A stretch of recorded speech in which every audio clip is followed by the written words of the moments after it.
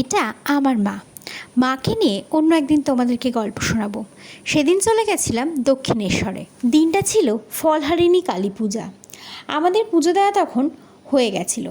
Hello everyone, welcome to মিলির mini blog. এবার আমরা আদ্যাপীঠের উদ্দেশ্যে রওনা দিচ্ছিলাম। তবে তোমাদের একটা কথা বলে রাখি, যদি তোমরা মনে করো মাকে শুধু দর্শন করবে বা দক্ষিণেশ্বর ঘুরবে, তাহলে তোমরা কখনোই কোনো বিশেষ তিথিতে যাবে না।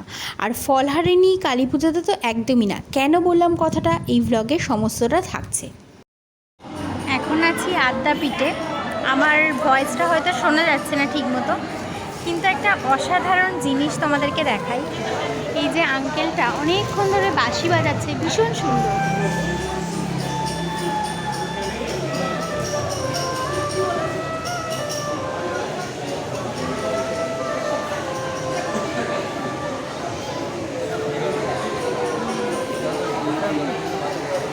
আঙ্কেলের সাথে কথা বলে জানতে পারলাম উনি নাকি এখানের মাকে গান শোনান। মানে আমার সামনে এই যে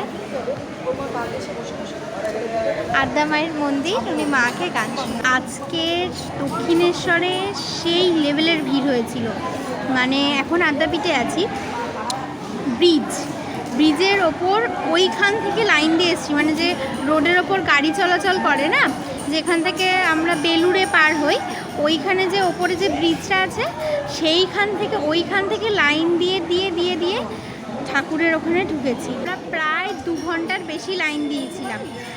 আমরা পৌঁছেছি তখন ওই 8টাও বাজেনি। হ্যাঁ, হ্যাঁ ওরকম সময় পৌঁছেছি, তখনই অত লাইন ছিল। তারপরে তো মানে অসম্ভব ভিড়, অনেক জায়গায় গন্ডগোল হচ্ছিল, কিন্তু যাই হোক পুজোটা ভালোভাবে দিতে পেরেছি, সবই মায়ের ইচ্ছা। আদ্যাপীঠে বেশ কিছুক্ষণ সময় কাটানোর পর আমাদের যাওয়ার কথা ছিল বেলুড়ে, কিন্তু আমরা সেদিনকে বেলুড়ে যেতে পারিনি, তাই বাড়ি ফিরে চলে এসেছিলাম আর ব্লগটা এখানে শেষ করলাম।